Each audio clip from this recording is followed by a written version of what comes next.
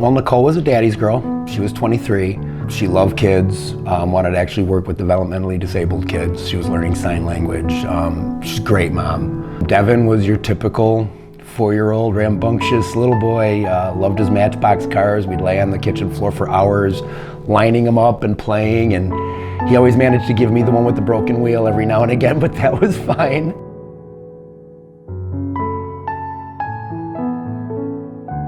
Nicole was on her way home from my house. It was about 8:30 at night. She was just going home to give Devin a bath.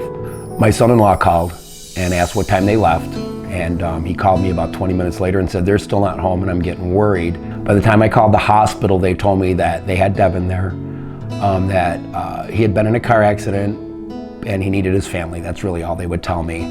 So we all rushed to the hospital, and then they brought us to this room where they had some counselors there, and they proceeded to let us know that Devin had passed away.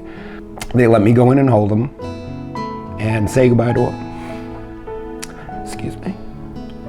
Which was by far the hardest thing I've ever had to do in my life. They didn't even know about Nicole at the time. I kept asking, where's my daughter? And they came a couple hours later. The detective came to let me know that they were still trying to get her out of the car, which took them all night. They said 8 to 10 hours. They wouldn't even let me identify her at the morgue. She was crushed to death. She was in that bad a shape.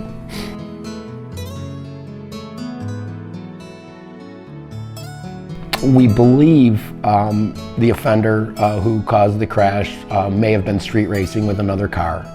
It was never proven. There were never any charges filed on the other driver, but we feel he might have been street racing, but he was speeding. They said there was no way to actually judge the exact speed because there was no braking involved. That's how fast he was going, but they said in excess of 100 miles an hour when he hit the kid's car. Their car flew into a ditch and landed on its passenger side. He continued to spin out of control and hit an SUV that was traveling behind Nicole and Devin. That's when his car split into 2 pieces, and he actually died at the same hospital they took Devin to.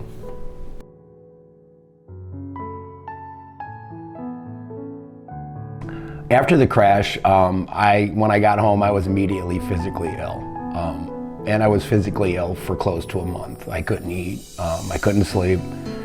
My son-in-law had, again, a really rough time. His whole family had been wiped out at that point. And he went way down into that hole that us parents go into when our children die.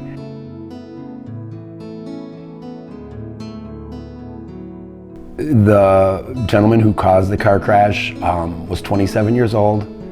He had, I believe, 62 moving violations. The majority of them were for speeding. 10 days before the crash, he was in court charged with fleeing and eluding the police and speeding, and he was handed his forced supervision that year. I was furious. There is no reason in the world why anybody with a driving history like that should be on the road. He was bound to kill somebody, you know? Unfortunately, it was my little girl and her little boy. So just because you got a good cruise going on and you're a great driver and you've got a beautiful car and it's never gonna happen to you, people make mistakes. And if somebody makes a mistake in front of you, or even if you make a mistake doing something you shouldn't have been doing, chances are really good something bad can happen. And when a crash happens, you're just in it. There's nothing you can do after that.